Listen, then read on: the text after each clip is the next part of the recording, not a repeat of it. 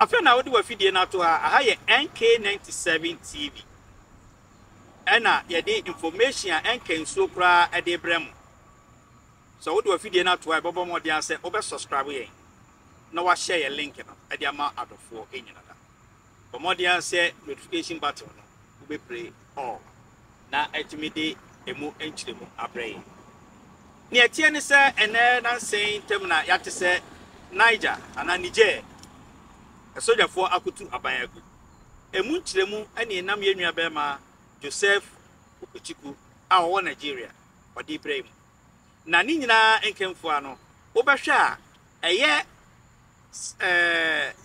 Russia ani Ukraine entokwa no enye omienu nkwa na enya US ani Europe amama ni nyina so eka ho France enso eka ho nene Niger ana Niger entokwa na aba no enye France nkuto nkwa na omno mwenya omni Europe nyina na enya ene ECOWAS enso di no ho abefra se Niger for aban tu a watu omaguo no obon empreso na ECOWAS titru eye Tinibu a oda ECOWAS ano no ono so ede insembi etototo ho omuma ultimatum se enka Niger for ensesa ema aban no emra democracy nanso Niger up to date no omo antie ama deadline no a eye ECOWAS de buy etwem mumiankotie Joseph Okuchiku inchiremu a de buy. You're doing great today. Okay, so in view of the traumatic events rapidly unfolding in Niger Republic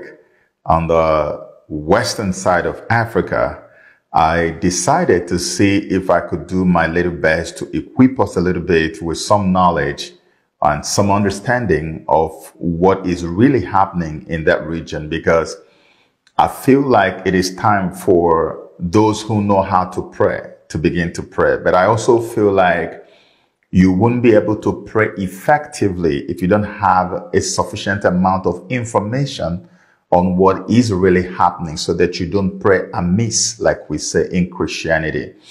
Okay, so ever since this whole thing began to happen, the coup happened in July. I think it was July the 26th. And a new military regime was born in Niger Republic. And the guy who was there, Mohamed Bazoum, was ousted and, kept in his home, house arrest. He's been in detention ever since.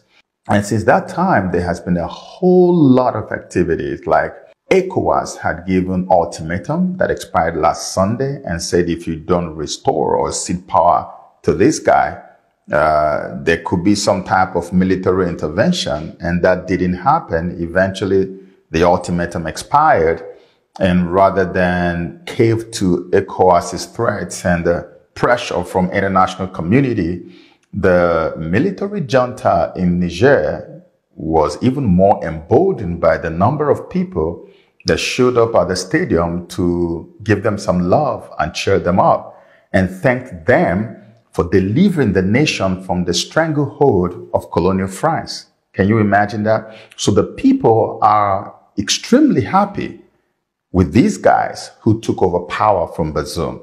Now, if you follow me on Twitter and you have followed some of my posts, you would have noticed that every time we make posts about what really is the bone of contention, we keep talking about uranium because, of course, Niger Republic is one of the biggest suppliers of uranium in the world. Like, people are even saying that up to 35 to 40% of the uranium supplies that go to Europe come from Niger Republic. They also get uranium from Kazakhstan. It used to be also Russia. They get from Russia as well. In fact, I read a report recently that despite all the sanctions they slammed on Russia, that they did not slam Russia with any sanction on uranium export, because sanctioning Russia on export of uranium means that the whole of the European Union's energy need is going to be scrapped. They are going to be thrown into darkness big time. Yeah. So, but even though they did not sanction Russia with respect to uranium export or shipment to Europe, they are making alternative plans to make sure that in the nearest future, they wouldn't have to depend on Russia to get the uranium. And so where are all the other alternatives and plan Bs they have? Kazakhstan. Kazakhstan gives them uranium. About 26% of the uranium supply to Europe is from Kazakhstan. But then the problem is that everything that has to do with the shipment of their uranium from Kazakhstan to Western Europe, it goes through Russia. So Russia is responsible. So without Russia, even though Kazakhstan has uranium for them, without Russia, they cannot receive the uranium. And now the next plan B they have is Niger Republic. Because this uranium is very powerful. It is used in nuclear reactors. That is how they are able to keep their energy alive in Europe. Now, Niger Republic is the next one. And can you imagine that a coup has taken place and the coup plotters are loyal to Russia, the same Russia that Europe is trying to run away from. And now they have now cut all supplies of uranium to France and America. Think about that. So we've been emphasizing on this, that this is the major bone of contention, but I want to bring you up to speed on something that I haven't really talked about. And that thing will shock you, because if you ask me what is the real bone of contention, it is the one that I'm about to talk about right now. Many of you heard about the Nord Stream pipeline underwater explosion. Nord Stream is the major pipeline that moves gas from Russia to Western Europe. Right? And you heard there was a time that it was blown up. That is something that I would say is a massive dent on Russia's economy. It doesn't mean it crippled Russia, but it was a hit that Russia really felt. And guess what? Every single person, including Russians and many high-profile American politicians, pointed accusing finger at who? At the United States of America, and said it was America that blew it up. The United States of America has not officially taken responsibility for that, but everybody says it's America. Russia is 100% sure that it's America that blew it up. And when that was blown up, America now became the sole supplier, not sole supplier, but a major supplier of gas to Europe. Now, here is where Niger comes in. I want you to listen very carefully. Yeah? Now, that Nord Stream has been blown up because Europe wants to get away from Russian gas. Everything that Russia gives, they want to cut off from it. They want to have alternatives from other places. But here's what's going on. There was an idea that was going around since the 1970s that eventually came to a place of fruition somewhat in 2002. And I'm going to read you this now. There's something called Trans-Saharan Gas Pipeline. The Trans-Saharan Gas Pipeline, TSGP, also known as Niger Pipeline and Trans-African Gas Pipeline, is a planned natural gas pipeline from Nigeria to Algeria.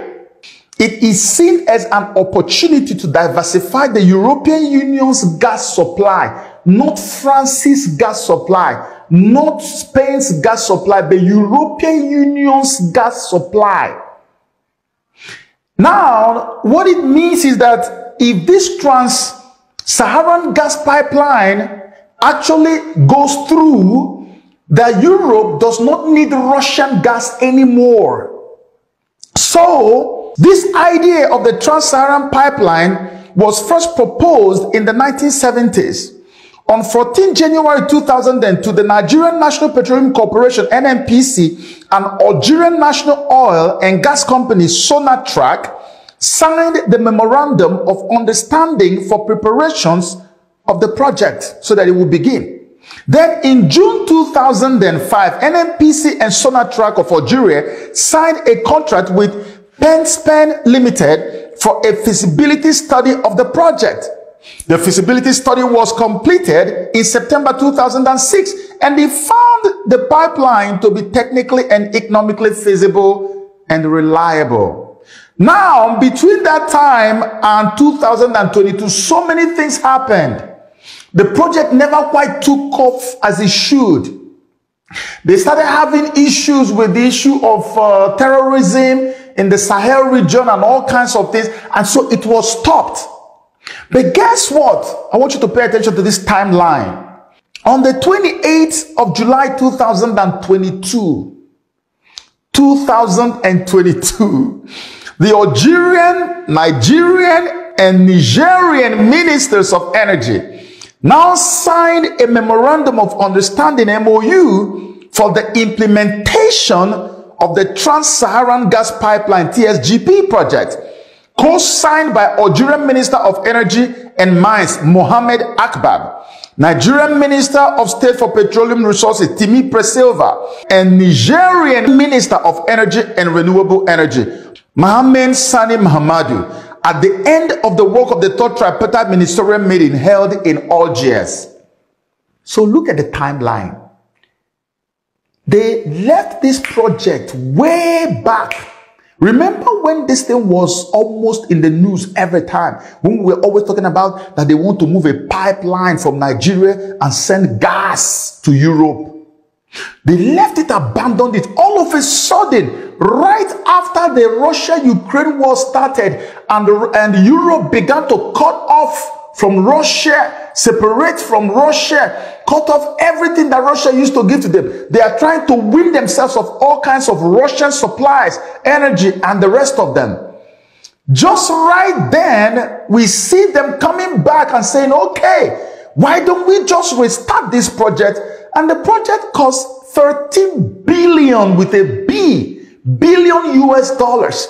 Let's get started with that project, because the moment the project succeeds, we will not have any need for Russian gas anymore. The Nord Stream can stay that way and never get repaired, and we wouldn't even care.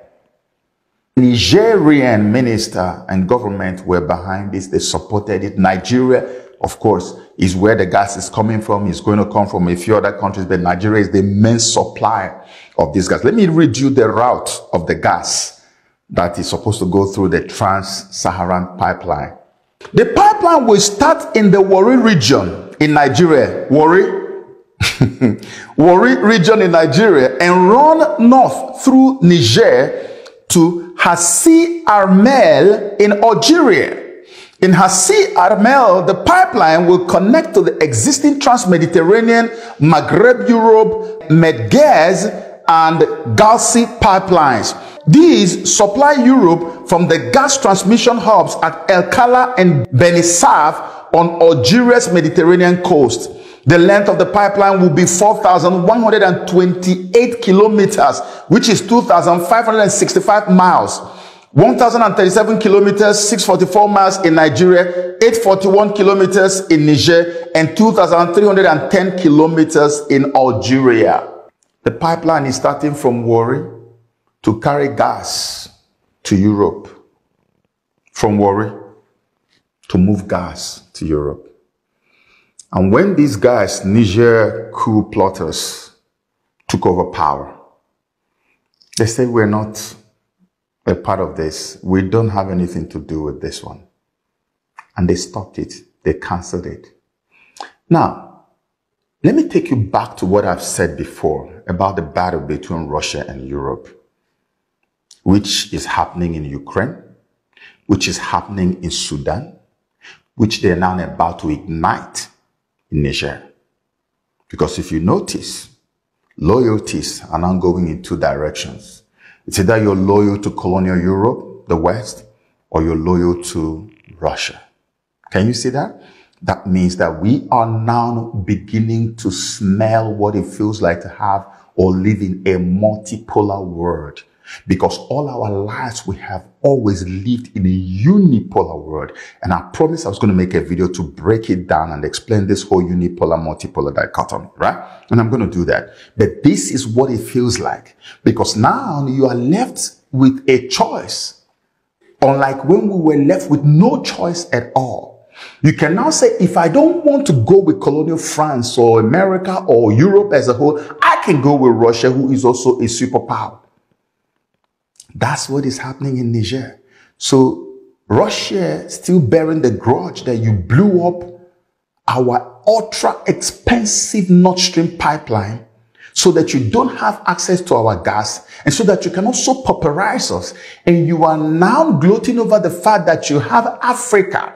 You can take cheap gas from Africa and pipe it all the way to Algeria, from where the gas now connects to all manner of pipelines that go through Morocco to Spain and the one that goes through this other one to Italy. In fact, the moment it gets to that gas hub in Algeria, Hassi Armel, once he gets there, the thing goes straight to Europe.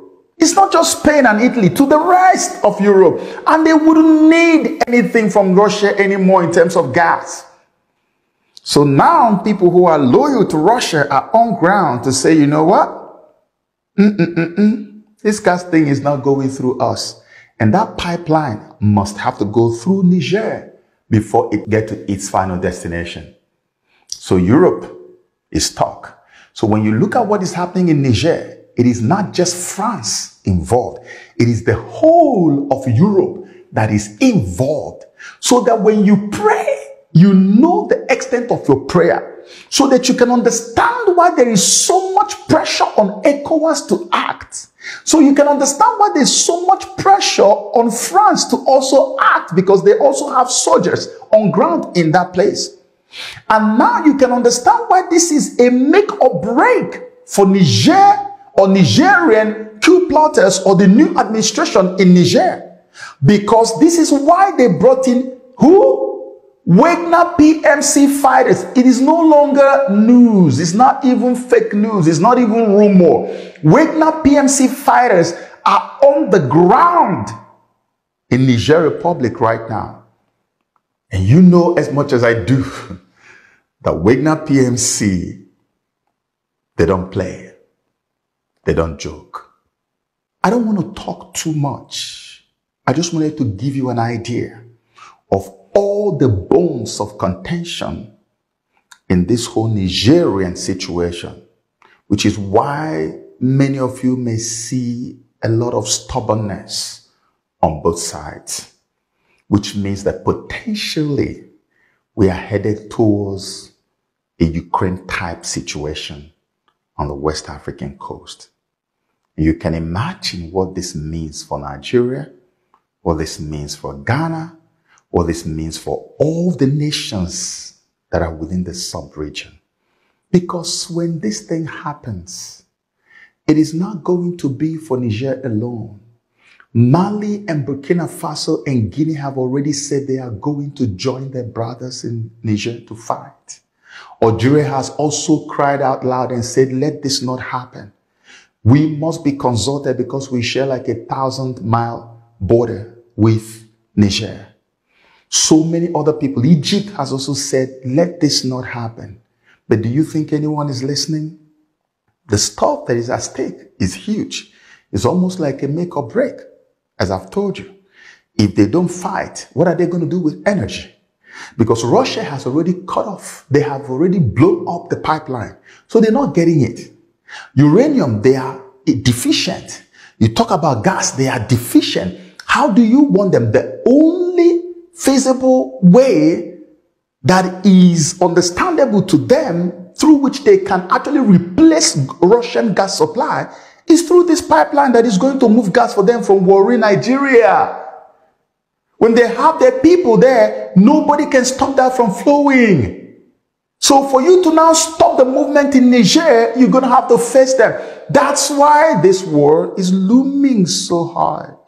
There are too many interests involved. There are too many things that are connected to this.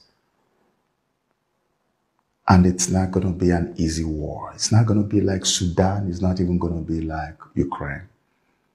This is going to be far worse than all the other 2 wars they are fighting. And this is why we pray and hoping that the voice of reason will probably step in on this guy, dawn on these guys. And somebody will just sit down and listen and say, hey, maybe we need to go the diplomatic route all the way and leave this whole military action. Because at the end of the day, it's still going to be the West sitting by and watching while African brothers fight fellow African brothers and we kill each other to impress rather than sit down around the table to discuss as we are known to do.